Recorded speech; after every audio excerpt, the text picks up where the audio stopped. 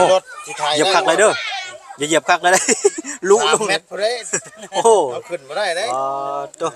สรุปแล้วมือได้มาฮอดอุปกรณ์นี่ประมาณ ว่าตอนแรกนี่ ตอนแรกนี่บ่ แรง เอา มาตอนแรก ยินดีนำน้องปูหลายๆเนาะสิได้ห้องน้ำแล้วบ้านนี่โดย งานนั่นแหละ เออ ที่มาสะพานบุญ แม่น ทั้งไอ้มอเตอร์ไพ่อย่างเพิ่นมาติดให้เรียบร้อยแล้วบ่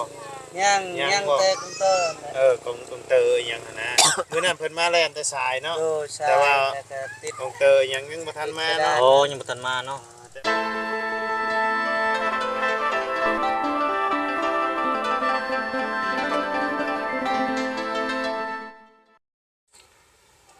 อ่ะ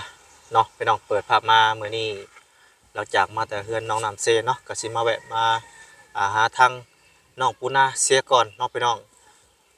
สบายดีเด้อพ่อแม่พี่น้อง FC กันเบิดสุขุสุคนน้องพี่น้องบ่ว่าสิอยู่ไกลหรืออยู่ไกลบ่ว่าสิเป็นพี่น้องฝั่งลาวฝั่งไทยบ่ว่าสิเป็นพี่น้องทางต่างประเทศก็ยินดีต้อนรับเข้าสู่ช่องบ่น้อยเชียงรายคือเก่าคือเดิมเนาะพี่น้องเนาะนี่แหละพี่น้องก็ได้ยินข่าวเพิ่นเนาะพี่น้องทางน้องปูนาว่าจังซะเสียห้องน้ำเนาะก็เลยสิเข้ามาถามถ่ายเพิ่นว่าทางใดเนาะพี่น้องเนาะหลังจากเพิ่นได้ขึ้นเฮือนขึ้นซ่านเพิ่นเป็นที่เรียบร้อยแล้วก็สิเข้าไปอัปเดตหรือว่าไปเยี่ยมไปยามน้องปูนาเสียก่อนเนาะก็โดนแล้วพี่น้องเอ้ยที่บ่ได้เข้ามาหาเพิ่นเนาะไปซะพี่น้องบ่ระยะห่างเดียวเข้าไปหาทางน้องปูนากันเลยน้องพี่น้องเนาะไปนี่แหละเนาะเฮือนซ่านเราก็ขึ้นเป็นที่เรียบร้อยก็หลายมื้อหลายวันเติบเนาะพี่น้องโอ้ตัวน้องเราพี่น้องเอ้ยผู้บกแล้วเนาะ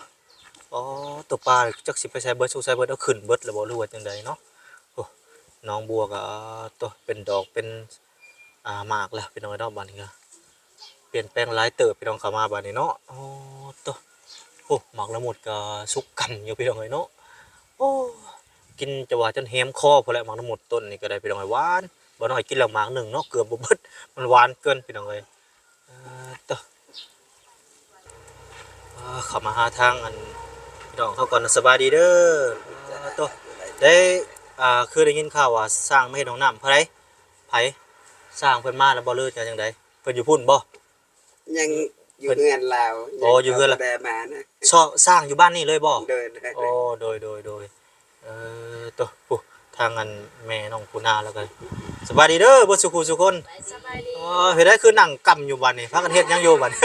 นั่งเล่นกับ นั่งเล่นบ่ กับเอ้ โอ้ ย โดย เรื่อย เอ้ยสบายดีเนาะโดยโอ้มาพี่น้องตัวบ่ครบดอกเนาะก็คำครบก็ครบคืนเลยบ่ได้เด้ อากาศมื้อนี้เย็นพี่น้องเนาะคือฝนสิตกแต่ก็2-3มื้อขึ้นหลังคือว่าตกอยู่บ่ทางนี่ ตกน้อยเดียว ตกน้อยเดียวเนาะตกว่านนี่เนาะตกน้อยหนึ่งพอยิบๆยับๆพี่น้องเอ้ยพอดีตกใส่ต้นตัวกับพอดีมุนมัดเนาะสิแห้งกับบ่แห้งสิค่อยกับบ่ค่อยพอดีมุนมัดพี่น้องเอ้ยโอ้เจ้าพวกท่านน่ะก็รับแล้วพี่น้องคนน้อยเพิ่นรับเรียบร้อยเนาะเจ้ามียิงดูผู้ชายน่ะโอ้ยเกี่ยวกระเทยบ่แม่นบ่ ยิงดูผู้ชายกระเทยเพิ่นเอาอีกแล้วหยอกพี่น้องเอ้ยโอ้บ่ได้อีกอันนี้รับแล้วทางนี้โอ้เจ้า เรื่อยดิ โดยตัวกินข้าวกินน้ำกันเบิดสุคนแล้วบ่ได้ยังกินมื้อนี่ ชื่อปลา อ๋อสืบปลาเนาะน้ำไม้น่ะตอกยังๆอยู่บ่คู่มื้อนี่ฮะ บ่สู้ได้ เบิดน่ะ เบิด เบิดแล้วเนาะ เบิดยามเลย แต่ว่าเห็นเพิ่นย่างขายอยู่ได้แต่ว่าบ่ฮู้ว่าทางเขตใดเนาะก็มีอยู่ว่าซั่นซะ หาแท้อันนี้อยู่ แม่นๆสหาแท้น่ะมีอยู่ ตามห้วย ป่วย เลาะตามห้วยยามนี่ขำยามน่ะเลาะตามบ้านก็ได้เนาะเบิดพี่น้องเอ้ยบัดยามฝนเนาะ เต็มกึ่อยู่ว่าซั่นซะ โดยน้องดอกแก้วน้องนะเพิ่นไปไสมื้อนี้ฮะเพิ่นไปไสน้องดอกแก้วได้ รักแกเว้ย ฮะพูนบ่ป้าตกเฮ็ดพี่ช่างน่ะเจ้านายก็จะไปหาเพิ่นเฮ็ดพี่ช่างน่ะเนาะโอ้คือว่าอะไรภาษาเด็กน้อยเพิ่นเนาะระวังแต่เดี๋ยวหนึงยันขึ้นกกไม้กกตอกว่าซั่นซะมันฮักแล้วบ่เป็นหยังให้เพิ่นลิ้นซะ บ่เอิ้นเพิ่นมากก็อย่าให้เพิ่นลิ้นตามภาษาเด็กน้อยหั่นแหละแต่ว่าบ่ให้ออกทางเนาะผู้มื้อนี่ก็คือว่าได้ยินข่าวอยู่เนาะก็ฮู้กันอยู่พี่น้องเอ้ยอันแม่นก็เพิ่นเดิน ลักพาตัวเด็กน้อยเนาะก่อนสิลักพาตัวเด็กน้อยก็ถามก่อนเอาไปเฮ็ดหยังว่าสิ เจ้าสิไปเฮ็ดหยังเด็กน้อยเนาะไปขายบ่หรือว่าจังใดก็บ่ฮู้กันเนาะไปเลี้ยงบ่หรือว่าแนวใด โอ้สำคัญขนมเนาะคุมื้อนี้เนาะซื้อขนมก็ว่าชั้นจักเอาง่ายเอาได้ลีคุมื้อนี้มีหลายประเภทเนาะพี่น้องการหลอกขนมเอาเงินให้ประมาณนี้พี่น้องล่อใจให้เฮาตายใจแล้วก็อุ้มไปแล้วบาดนี้ ไปเฮียนก็ยะ แม่นญาติไปเฮียนก็ระแวงเนาะแม่นบ่ระแวงเบิดสุขุสุคนนั่นแหละเป็นว่าเป็นพ่อเป็นแม่ระแวงแม่นแต่ข่อยก็ยังระแวงคือกัน บ่ได้ไปไสเนาะมื้อนี้เนาะพากันนั่งลิ้นมื้อนี้แต่ละมื้อไปไสซะ ให้ก็มาตัดกุกแม่นกุกมัน หัดตะกกมันบ่โอ้อากาศแบบนี้เหมาะเด้เหมาะบ่แม่นเหมาะตัดแต่เหมาะนอน มันเย็น เหมาะนอนเนาะอากาศเย็นๆแบบนี้เหมาะนอนเว้นได้แบบนี้ก็มันร้อนแล้วเฮ็ดเวียกตากแปลกเนาะคนเฮาก็ยามมันอันบ่แดดบ่พอกันนอน ยามมันแดดแล้วพอกันเฮ็ดเวียกหลากหลาย นอกจากหาหน่อไม้นี่หายังยามนี่ ไม่ได้ไปห้าอย่าง บ่ได้ไปหาเนาะมีแต่ยามมันเป็นพุ่นแหละ ตัด มีคนนี่ มาฮอดบ้านแล้วเอื้อยมาลิ้นนำแล้วก็อยู่นำเอื้อย โอ้โด เอื้อย ย ของนาสาวของนางปู่ โอ้นี่บ่ โดย โอ้เพิ่นมาแต่บ้านใดเก็ ป้า ไข่ บ้านละอู บ้านละอูโอ้มันเล่นน้ำ เป็นไข่ เป็นไข่บ่ ไข่ตลอด เฉพาะเบิ่งหน้าแล้วสิๆเนาะแบบว่า เอื้อยกับน้องมันตาอยู่ บ่ต่างกับข่อยก็ สินี่แหละเป็นเอายามร้อนยามหนาวก็จะเป็นไข้เป็นบ่จักสบายปานใด ลูกกับคนบ่ อ๋ออยู่บ้านฝนถือว่าจะเว้าโอ้ฝนตกบ่อยู่บ้านฝนมายังงงอยู่พี่น้องเอ้ยเนาะอยู่บ้านฝนมาไม่ยังฝน ใครอยู่แบบนี้ตกตกทิศวางทิศหลังเนี่ยตกอยู่ตกแห้งทิศสองทิศนี่แหละตกแห้งเลยจนว่าเสาไฟจะว่าย่างไปทางอื่นมันงวยลงเลยลมแห้งผ้าแตกพร้อมได้อยู่บ้านนะตกแห้งส่งทิศสองทิศขึ้นหลังแต่ว่าคุมื้อนี้ก็ฮ้อนแล้ว บ้านเฮากระปุก อืม ตายตายเอ้ยกระปุก โอ้ตายบ่เออบ่ ปว มี ด ฝน กิน ตก มันแหละ แต่ว่าเขตคือเพิ่นปลูกช่วงปลูกก่อนน่ะคือว่าเกิดอยู่เพิ่นปลูกก่อนแล้วเกิดเนาะ ก่อนแต่ ปลูก เก่า แต่เดือนเก้าเดือนสิบมันเป็น เป็น เป็นเกิ เอา ดอยู่ ปลูกเดือน11 12นี่บ่อยากเป็นปานใด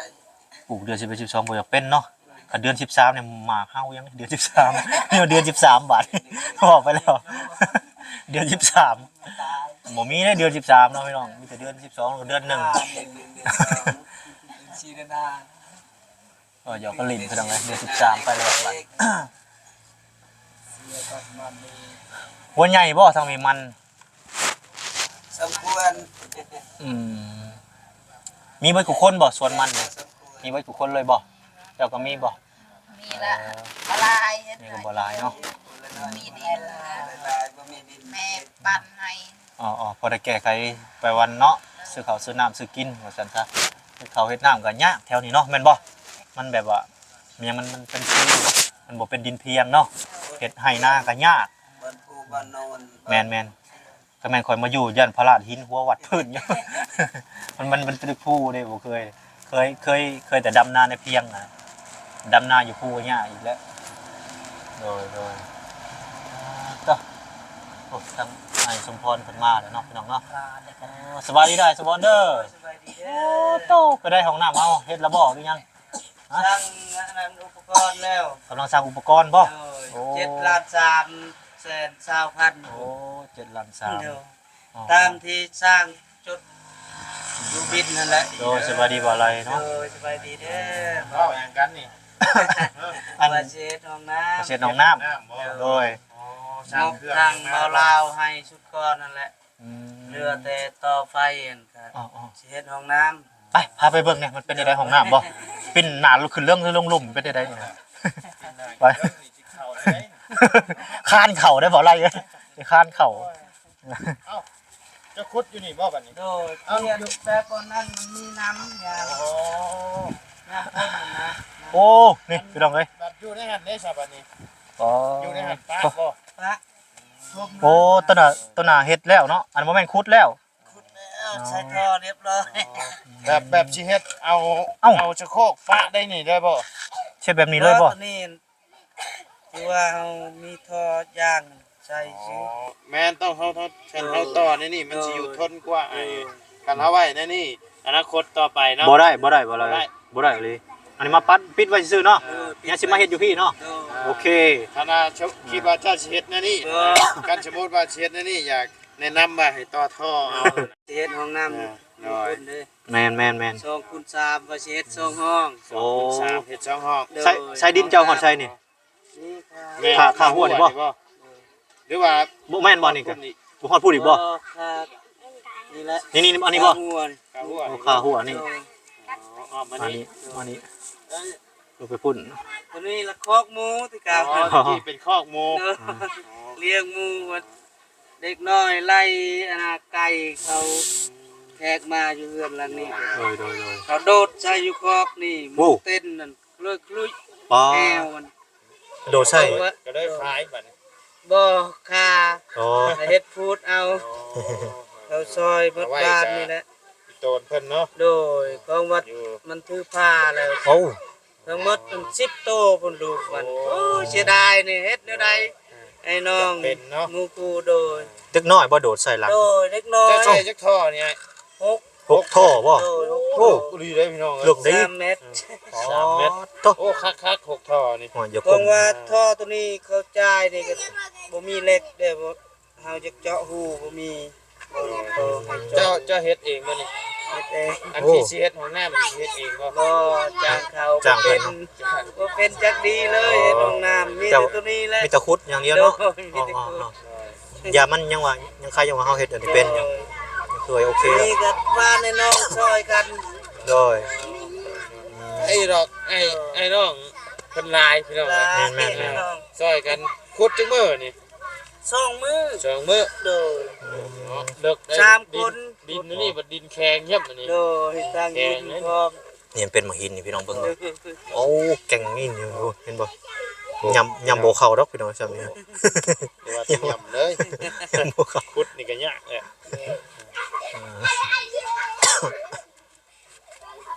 เรืองบทางเบาลาวทุกก้อนยังเรือ7 ล้าน โอ้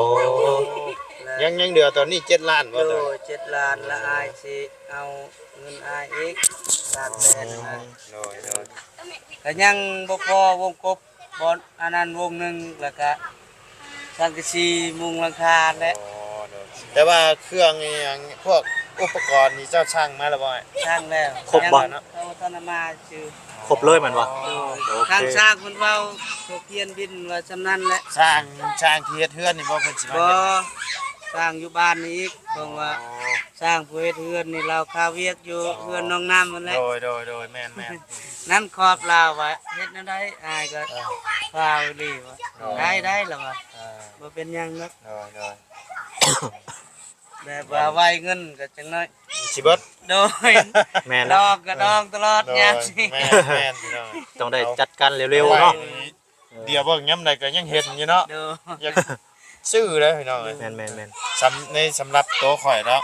เห็นเงินบ่ได้ ไปกันนั่นแหละ อยากซื้อพี่น้องเอ้ย ต้องมาต่อไฟฟ้าอันก็5 ล้าน บ่เป็นหมากเนาะหรือว่าบ่แม่นยามบ่ ยังบ่ ของเจ้าบ่เนี่ย ตัวนี้ของเฮาตัวนั้นของ อันนี้ได้ซะ นี่ของเฮานี่ ยามได้มันเป็นหมากเหรอ แบบว่าเฮา ว่า เล็ด บ่จืด เอาอันนี้นะเฮาไปปลูกกระติดเลย ติ เพิ่ ด น ติดเล โอ้ ย ข่อยไล่อยู่ต้นน่ะนี่โดย แบบเมื่อสิเข้ามาขอนะ โดยได้บ่เป็นหยังบ่ นอนอยากเอาเมื่อปลูกไอ้หอบๆเพื่อน ได้ นะ ได้บ่เป็น โอ้สบายดีเนาะปูนา สบายดี อ๋อ นี่น้อง ตัว ปูนาเนาะ เดี๋ยวให้ห้อง ทั้ น้ หมดอันงบทางเบาลาวมอบตำบิดอันก็6 ล้าน3 แส ำ น บัด โดย ชุดที่สองมือเฮาขึ้นเฮือนนั่นก็6 ล้าน2 แสน40ของเงินมันลงแล้วล่ะ โด บ่ ยแม่นเงินช่วงนี้เงินดงนี่นะเงิน เลยโฮ ด ม นะ ไว้แล้วว่าอยากได้หยังสิ่งจำเป็นเด้ออายเด้อแล้วบอกอายก็คิดไว้ในใจว่า แม่น อยากใส่อยากต่อไฟฟ้าแล้วก็อยากเฮ็ดห้องน้ำ โดยสิสะดวกสบายเนาะ จำเป็นแห้งหลายเนาะจำเป็นแห้ง คอหักอีกแล้ว บ่อะไรคอหัก โอ้ยไม่มีของข่อยนี่ อ๋อ แบตก็บ่ได้เบิดเลยนี่แต่คอหัก สงสัยอยากนอนแล้วเนี่ย อยากนอนแล้ว อยากนอนแล้ว เลยอยากใช้ว่าเป็นประโยชน์ โอ้ย ให้แบบว่าน้องช่วยก็ โอ้ย น้องสะพานบุญให้ก็ให้ได้กำลังใจแน่ว่า โอ้ย เฮ็ดแบบใช้จ่ายแนวอื่นแบบผู้สะพานบุญให้ก็แล้วก็บ่มีกำลังใจ โอ้ย ก็เลยเฮ็ดในนี้ว่าใช้เป็นประโยชน์ว่า ดีแล้วเนาะ โดยนั่นบอก ก็สะดวกสบายทั้งอ้ายอีกเนาะ โดยสะดวกส สะ บาย ดวกสบายทั้งน้องปุณาอีก มามังกรสีใดนะว่าจะได้ ฮะ มามังกร หมากพญานาคหมากพญา มัน นาค มีทรงประเพศเด้ มากพญานะ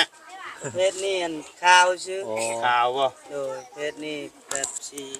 แดงบ่ แน่ โอ้จักเดือนใดมันเป็นเนาะ ช่วงหน้าฝนบ่ ยันแม่น เป็นดุกอยู่บ่แต่ละปีน่ะ ดอก อู้ว้ามาช่วงนี้แล้วก็สิกิน ทาง โอ้ทั้งกินทั้งคาย โดย หมากซ้ำได้ซ้ำบอกกับปุย ปีหนึงมันปีหนึ่ สำแข้งนี่บ่ ได้อยู่ได้ประมาณ โอ้สำคัญ เชียร์แสนเลย โอ้ บ่เราได้ขายสิ เดี๋ยว แส นี้ น อัน3 มาก 10,000 โดยค่อยมากินได้หมากนี่ โดย แม่น ก็มากินมันเย็น จีนนี่แห้งคัก พี่น้อง ตอนเราเศร้าอยู่นี่ โอ้มันชุกบ่ได้บ่นี่นะ สุกแล้ว อ๋อสวัสดีน้องดอกแก้วอ๋อโตมาแล้วพี่น้องมาแล้ว แต่มันเป็นสีขาวตัวนี้ครับ เออ ใช้ปรับปรุงใหม่ โอ้ กัน โดยอันนี้ทางน้องปูนาดองดอกแก้วเพิ่นเอาหม่อมหมักน้ำมุดให้ทางเบาไล่แล้วก็ทางบ่อน้อยแล้วอาจารย์พร้อมน้องพี่น้องเนาะมาแต่ไสน้องดอกแก้วโอ้ มาสิลิ มาแตะลินเนาะโอ้ มาแต่ปีนก็น้ำมดบ่ โอ้ว่ามาแต่ปีนเออ ชุกเลยติ ชุกบ่บ่ชุกก็ไปค้างไฟครับบ่ชุกก็ได้เออ ผู้แซ่บจ้ะ บ่แซ่บบ่ บ่แซ่บก็บ่แซ่บก็สิไปค้างไฟให้มันแซ่บไปหน่อยเนาะ เป็นสีขาว ใส่ให้มันเป็นอยู่ต้นอันมักโอ้อันนี้ก่อนมักม่วงก่อน ฮ้อนเนาะมื้อนี้เนาะ ฮ้อนหลาย ฝนตกอีกไปยัก แม่น เป็นตุกนี่งามเลย ฝนตกนี่งาม แม่นแล้ว จะ ยั ป ง ลูกได้ว่ามันปีนี้ เจ็ดซ้ำเก้าแน่ เก้า บ่ เนอะ มีบนเฮ็ด โดย โบราณอันนี้ก็เฮ็ดกินแม่ที่สิมานี่ว่าสิส่งคืนให้แล้ว อาสิส่งคืนเนาะส่งคืนน่ะสิเฮ็ดใช้อยู่ใช้บัด อยู่ดินเฮาเองเลยแบบมันเป็นคอยเดี๋ยวนี้ดินก็เลยขอเฮ็ดน้ำข้าวก่อน เดี๋ยวรถที่ไทย เหยียบคักเลยเด้ออย่าเหยียบคักเลยเด้อ ลุ 3 ลุ เมตรพุ่นเด้ โอ้โห เอาขึ้นบ่ได้เด้ ตัวสรุปแล้วมื้อได้มาฮอดอุปกรณ์นี่ประมาณ ว่าตอนแรกนี่ะ ตอนแรกนี่บ่ โอ้แรง เอา มาตอนแรก ยินดีนำน้องปูหลายๆเนาะสิได้ห้องน้ำแล้วบ้านนี้โด ทางที ย มงานนั่นแหละ เออ ที่มาสะพานบุญ แม่น ให้ ทั้งไอ้มอเตอร์ไผหยังเพิ่นมาติดให้เรียบร้อยแล้วบ่ ย่าง ย่าง ย่าง บ่ แต่กุ้งเตอร์ ของเตอร์หยังหั่นนะมื้อนั้นเพิ่นมาแล่นแต่สายเนาะ โดใช่ แต่ว่า แล้วก็ติด ของเตอร์ยังบ่ทันมาเนาะ โอ้ยังบ่ทันมาเนาะ แต่ว่าทั้งอ้ายนี่ก็ยังใช้ ใส่ ไป ไทย นั่น ข เดี อ ยว งอันน่ะ ไปเทิงเฮือนคุณบ่ โดยเฮือนพร เฮือนพ่อเนาะ เนาะ ใส่ชั่วคราว เอาบ่เป็นหยังเดียวก็ได้แล้วพี่น้องเอ้ยเนาะรอใจเย็นๆพี่น้องเอ้ยจะได้ก็ได้คือเก่าเนาะห้องน้ำคือกันพี่น้อง เป็น เอ้ย ของเฮาแล้วล่ะ แม่นจะได้ก็เป็นของอ้ายเพิ่นคือเก่านั่นแหละ ขอบใจนำทีมงานหลายๆที่มาสะพานบุญและก็